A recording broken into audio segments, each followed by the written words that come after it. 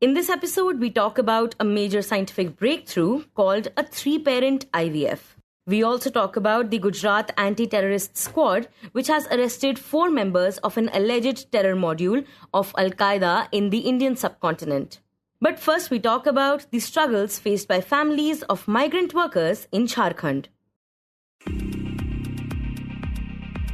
Hi, I am Niharika Nanda, and you are listening to 3 Things, the Indian Express news show.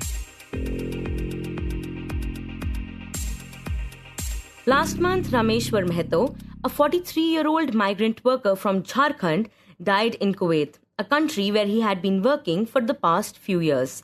Rameshwar had been a lineman and was originally from the Hazirabad district of Jharkhand. And he had been working in Kuwait since 2013 with a company called IMCO. That's the Indian Express's Shubham Tigga, which is into high voltage transmission work. According to the report shared by the company to the family, he passed away on June 15. The reason was mentioned in that death certificate was cardiac and respiratory arrest due to severe cerebral hemorrhage, which they termed it as a natural death. But the family disagrees with that because Rameshwar actually fell from a railing which was about 10 feet above the ground. He was the sole breadwinner, and his death has left the entire family in a state of intense financial crisis. We should say that. Yeah. Now the family has of course demanded compensation from the company where Rameshwar had been working, but the process has been far from easy. And what's even more concerning is that this, unfortunately, is not an isolated case. Many other migrant workers and their families have faced similar struggles in the past. So to understand why this keeps happening and what role the government is playing to protect such workers, we speak to Shubham in this segment. Shubham, you mentioned that Rameshwar's family is currently facing a major financial crisis. So talk about how they are coping with this. Yeah, it's honestly heartbreaking if we see into his family, Rameshwar's elderly parents are still alive, both father and mother, and they are not in a position to work or earn. Then there is his younger son, who is just 14 years old, and the elder one, Kishore, who recently turned 18 and got married last year when Rameshwar had come home for the wedding. And after the marriage, the family started building a house. So they borrowed construction materials from the village shops only. People trusted Rameshwar because he always paid on time and they know Rameshwar very well. So the family borrowed construction materials from those villagers and the shopkeepers. And his wife was also part of the local self-help group. So they also managed to raise around 9 to 10 lakh through that. Now after Rameshwar's death, these women from self-help groups, all the members keep coming to the house asking for repayment. The shopkeepers want their dues as well. And beside this, Kishore, the elder one, he was saying that he had to drop out of school because of the financial struggles. And it's not like that he don't want to work. He wants to work, but he said, how can I go out and start working suddenly when we haven't even received their father's body yet? So they are being pulled from all the sides, but no one at the home is in a mental or physical condition to step out and earn. And we understand that Rameshwar's family has actually refused to accept his body. Can you tell us why that is? So they are refusing the body because they want the compensation. And there is no clarity on compensation from the company. It's a Kuwait company. So it's a difficult part also. In this case, this is the company IMCO, okay? And they are saying that they have done their part. They have made arrangements to send the body back, contacted the family multiple times, and even I saw the ticket. They even booked ticket. But their side is that the family is not cooperating and is only asking about money. From their point of view, since it was a natural death and not a workplace accident, so they say it doesn't fall for compensation. It doesn't come under that criteria of compensation. Though they mention that other dues will be cleared once the paperwork is done. So now, what is the way forward for his family? What do they need to do in order to receive this compensation? And is the state or the central government helping them with that? Honestly, for the family right now, there is no clear way forward. No clear. Even this is the question which comes into my mind.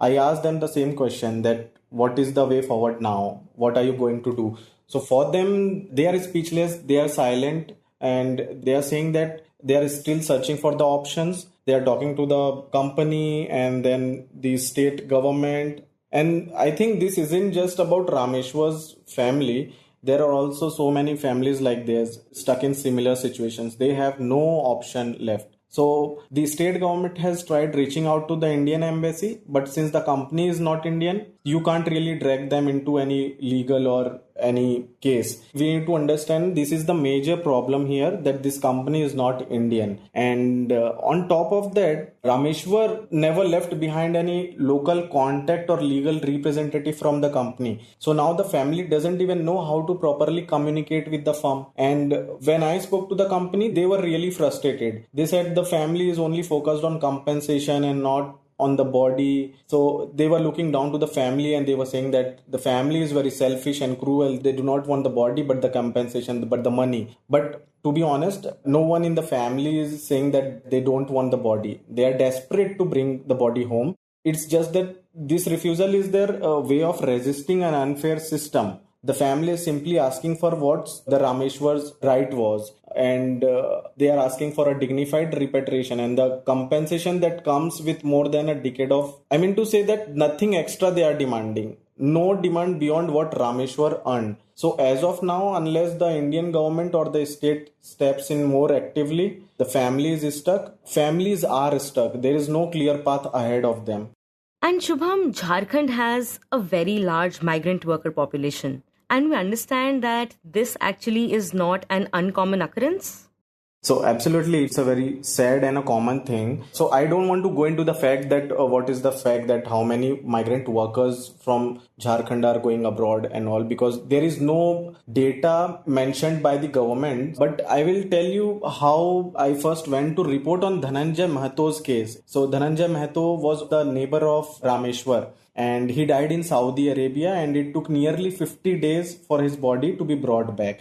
And I actually went there to cover about his case, and I saw the family was devastated, and only after a long battle and a lot of emotional pressure they get compensation from the company. But what struck me while doing that story was that Dhananjay's case was not an exception, and there were several cases like that. While I was there, I came across multiple families who were going through or had already been through similar cases. So like there is Hiraman Mato. He died a natural cause in December last year, and it took over 60 days for his body to return. Then there was Faljit Mehto, who died in March this year under some unclear circumstances in Saudi, and his body came after around 40 days. And there was one more person, Santosh Mehto from Giri district, not from Hazaribagh. He died in Malaysia in June last year. It took around 21 days for his body to be repatriated. And then there was a case of, which I didn't mention in the article, it's a case of Nunu Chand Mehto. He was from Giri too. And this case was most painful because he died in 2016 and his body actually returned only after, I think, around 200 days. So in the cases that you just mentioned, did the families end up getting the compensation finally? Yeah. In a few cases, after long negotiations, the family did manage to get some compensation. In Dhananjay's case also, even though his death was also declared as a natural one, his family got around 9 lakh from the company. But the thing is, a lot of depends on the company itself. If it's an Indian-based company or a bigger, well-known one, then they are usually more careful. They know they can be dragged into court or in front of government or held accountable by the government. So they tend to pay. But even then, they often delay compensation until the body is handed over, as if withholding it gives them some leverage or something. And what's strange is that there is no consistency. Some families in these cases previously happened to the families in Hazaribagh and Girdi. So these families, some are getting 7 lakhs, some are getting 10 lakhs, some are getting 11 lakhs. So they have raised this question a lot of time, and activists are also raising this question. They keep asking that why such a huge variation if all these are termed as natural death. So why no standard policy or the same compensation amount? So yeah, compensation does happen in some cases, but it's never smooth. it takes a lot of pressure and back and forth and a lot of emotional suffering just to get what should be the basic right. But Shubham, why does this happen? Do we know the cause behind this? So when I spoke to multiple activists who are closely working with the workers, and they say that companies often either send their agents directly to districts like Hazaribagh and Girdi. These are the spotted, highlighted districts to scout for migrant workers, or they reach out through WhatsApp because they get the number. Getting number is a very easy part because these agents are from the same village or from the same district, so they know that who is working in which company, who already had experience in foreign countries. So yeah, what typically happen is that these interviews are then conducted in big hotels. Everything looks professional on the surface, and workers are promised better pay than what they were earning before. But the catch is that they are almost never informed about the terms of the contract, social security laws, entitlements, or any of the legal protections they should ideally be aware of before going abroad. So they end up in unfamiliar countries with no clarity about their rights, no idea about what kind of insurance they have, and no fallback if things go wrong.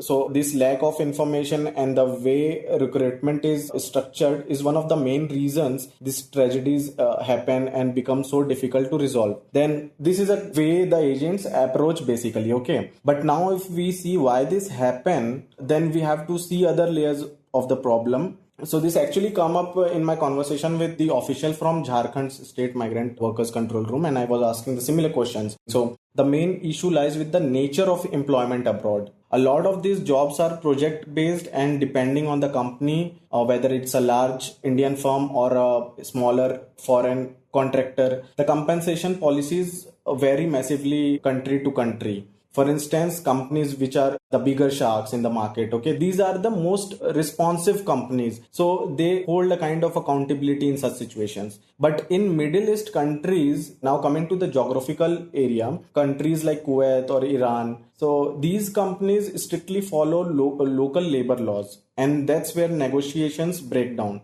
Even when the control room pushes for higher compensation, citing humanitarian reasons, the companies often stick to the legal minimum. And another thing that come up to while talking to the workers, which I didn't understand, was how a lot of workers leave on tourist visas and then shift jobs once they are abroad. So that creates legal gray areas. You know, the original employer on paper may not be the actual one at the time of death. So when it comes to liability insurance or even figuring out where to begin, it gets extremely complicated.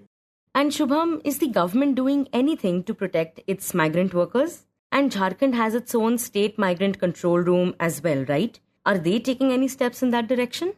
So yeah, Jharkhand actually has a fairly robust setup in place, especially post-COVID. The State Migrant Control Room was officially set up in 2020. But even before that, around 2016, they had launched a helpline focused on construction workers, not the workers working abroad, okay? It wasn't dealing with any international cases back then, and they were only working local or the interstate labor issues. But once the pandemic hit, they started getting thousands of calls per day. So some even from outside India. So they decided that they have to expand their scope to cover international migration cases, which have actually been executed in 2022. So what they do now is quite structured. As soon as they get an application or report, they trace the employer, contact the company, and simultaneously send emails to the POE, Protector of Immigrants. The Ministry of External Affairs and the Indian Embassy is also involved. They negotiate directly with HR departments of the companies or the company heads, especially if it's an Indian-based firm. So the department has also done large-scale mapping and the pilot projects in India before this. So they have done a lot of practice for this, and now they are doing good as far as I understand. They have WhatsApp group with labor officers in every district.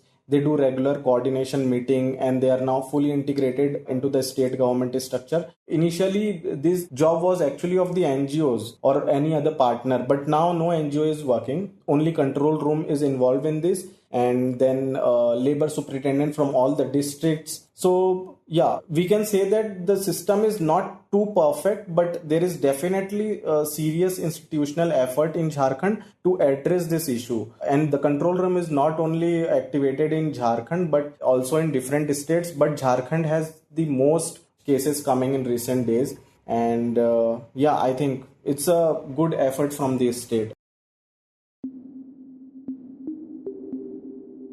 And next we turn to a major scientific breakthrough. Thanks to a groundbreaking but controversial medical procedure, 8 babies in the United Kingdom are now leading healthy lives. Their births are the result of an advanced form of in vitro fertilization, commonly known as 3-parent IVF. The primary aim of this technique is to prevent mothers from passing on incurable mitochondrial diseases to their children. But despite its medical intent, the procedure has sparked ethical and regulatory concerns. To understand these concerns and the significance of this procedure, my colleague Ichha Sharma speaks to the Indian Express's Anonna Dutt. Anonna, start by talking about why this technique is being considered a scientific breakthrough. So that's because the genetic material of 3 people are used in this IVF. So you have the egg from the mother, the sperm from the father, but you also have a donor of mitochondria. So as many people might know, mitochondria is the powerhouse of a cell. So essentially it generates the energy that is required for any cell in a body to function. And this IVF process has essentially been done to help women who are born with certain faulty mitochondrial genes so that they don't pass on these faulty genes to their children. And these genes can actually sometimes lead to fatal diseases. So it's a way of preventing these deaths wherein the egg and the sperm from the parents are used, but also the mitochondria from someone else, healthy individual, is used to give the baby a chance to survive. Right. And can you talk a bit about these mitochondrial diseases and why they're considered so serious? So every person gets their DNA from their mother and the father, which is basically the blueprint of how different proteins will be manufactured in your body and how those proteins will essentially create your the way you live and the way your body functions. But some of the women and mitochondrial diseases are passed down from mother to child. It's not father to child. So it's a matrilineal thing. And the mothers with these faulty mitochondrial DNA can pass it on to their children who can get diseases in a wide range of problems they can face. So it could be a very mild disease which they might not have any symptoms of as well. But it can also get very severe and can turn fatal. It can affect the parts of the bodies which actually requires a lot of energy, such as the brain, the muscles, the kidney, the heart. So all of these organ systems will not function normally in a child who has a very severe mitochondrial disease. Right, and speaking about the procedure, how exactly does the 3-parent IVF process work? So yes, there are actually 2 techniques by which this can be done, and these have been in research for years. But UK is the only country which allowed the use of this procedure in 2015 by law. And even then, it's only one center in the country that can do it, and that's the Newcastle Fertility Center. So they have been working on this technique. They use something called the pronuclear transfer. So in this process, what happens is the mother's egg is fertilized, using the father's sperm. Then in the laboratory, there is a part in the thing which contains most of the genetic material of the parents, which is called the pronuclei. So there are 2 pronuclei in this fertilized egg. These pronuclei are taken out, and then another egg from a donor is taken and fertilized either by the sperm of the father or by a donor sperm. And again, in that egg as well, the pronuclei are taken out. And then the scientists insert the pronuclei from the parents into the donor egg. So what happens essentially is the material other than the pronuclei, which stays, which has been removed from the parents' fertilized egg, is where the faulty mitochondria are there. So it gets removed, and now the healthy mitochondria from the donor egg is used by the baby. Then the other technique also, in that the eggs are not fertilized first. In that just the genetic material is taken out from the mother's egg, inserted into a donor egg, and then that egg is fertilized. So these are the two ways in which scientists can take donor mitochondria from someone and help the women with these faulty mitochondrial DNA to conceive their own baby with a healthy genetic structure. So these babies who are born using the 3-parent technique carry most of the DNA from their parents. Only about less than 0.1% of the DNA actually comes from the donor egg. So for this technique, about 37 odd genes are inherited from the mitochondrial donor. And to compare, human genome has about 20,000 genes in it. So does that mean that a baby born through this technique will not have any faulty mitochondrial diseases? So most of them will not. So right now we have data only from 8 cases, and there is a 9th pregnancy that is right now ongoing. But what the scientists have seen is that almost all of them did not have any of the faulty genes. 3 people had it, but only, very small ranges. So they had only 5 to 16% of this faulty mitochondrial DNA, which is not enough for a disease to manifest in these children. So that's how these babies were born, and they have been living a healthy life. And that is one of the reasons why this is being considered breakthrough, because this is actually demonstrating for the first time that it is possible to carry out this technique and have healthy babies. It's not just theory right now. It's been proven. But despite its medical purpose, scientists have raised ethical concerns about the procedure. Why is that? So the problem with this is, and that's what has been pointed out by a lot of people, is that you're editing the DNA of a child. So DNA editing happens by various methods, but usually scientists restrict it to, genes which will not get transmitted further to the children. So most scientific bodies agree that germline editing should not happen. Germline editing is essentially changing traits which can be passed on from the parents to the children. So usually that is not done. So a lot of the ethical questions that arise from this is, one, we are changing the DNA even if slightly, and you're changing only about, say, it's about some 0.1% of the DNA that is changed. 0.1% comes from the mitochondrial donor. But even if it is a little change in the DNA structure, a lot of scientists question whether, it can have any sort of negative consequence that we do not know about, and whether that can then be passed on to future generations. That is one ethical concern. And the second one being that, parents can just undergo a normal IVF procedure with a donor egg if they want. So, there is not really a need to go into this 3-parent technique for most people. This is just the wish to have child who carries your DNA essentially. So a lot of critics say, what is the need for doing these changes to the DNA just to have a baby? And in the end, we talk about the Gujarat Anti-Terrorist Squad, or the ATS, which has arrested 4 members of an alleged terror module of Al-Qaeda in the Indian Subcontinent, or AQIS, from 4 cities in 3 states, including Gujarat, Delhi, and Uttar Pradesh.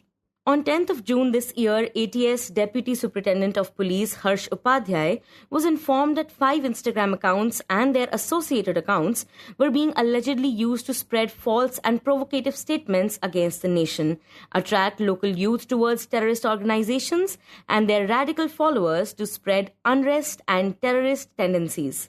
The ATS said, quote, "These accounts have been actively promoting videos of banned terrorist organization AQIS on Instagram and other social media platforms. They are inciting the followers of AQIS to carry out religious violence or terrorist attacks in the name of Ghazwa-e-Hind and are responsible for spreading discontent against India by promoting armed violence against the democratically elected government." Unquote. A team was subsequently formed to identify the persons controlling these social media accounts and their associates. Investigation revealed the people managing these Instagram handles and their addresses were located. One of the accounts was also found collaborating with some accounts from Pakistan. Between 21st and 22nd of July, all the 4 people, which included Muhammad Faiq, Zishan Ali, Saifullah Quresh, and Muhammad Fardeen, were apprehended from Ahmedabad and Aravali in Gujarat, Delhi, and Uttar Pradesh. In a statement, the ATS has said that during a detailed on-site examination of the items recovered from the possession of the arrested people, further details came to light. From Fardeen Sheikh, investigators found AQIS literature promoting jihad against India for its recent Operation Sindoor and a sword. A video on his mobile showed him waving the sword while chanting, quote, "This was the only thing missing, now it's complete. Allahu Akbar," unquote. Alleged investigative and inflammatory video content on the topics as well as content promoting religious violence or terrorist attacks were found in the Instagram accounts on the mobile phones of the 4 accused. Based on the said evidence, the Gujarat ATS registered a case under relevant sections of the Unlawful Activities Prevention Act and the Bharatiya Nyaya Sanhita against the 4 accused and initiated legal proceedings. You were listening to 3 Things by the Indian Express. Today's episode was edited and mixed by Suresh Pawar and produced by Ichha Sharma and me, Niharika Nanda. If you like the show, then do subscribe to us wherever you get your podcasts. You can also recommend the show to someone you think will like it. Share it with a friend or someone in your family. It's the best way for people to get to know about us. You can also tweet us at Express Podcast and write to us at podcasts@indianexpress.com.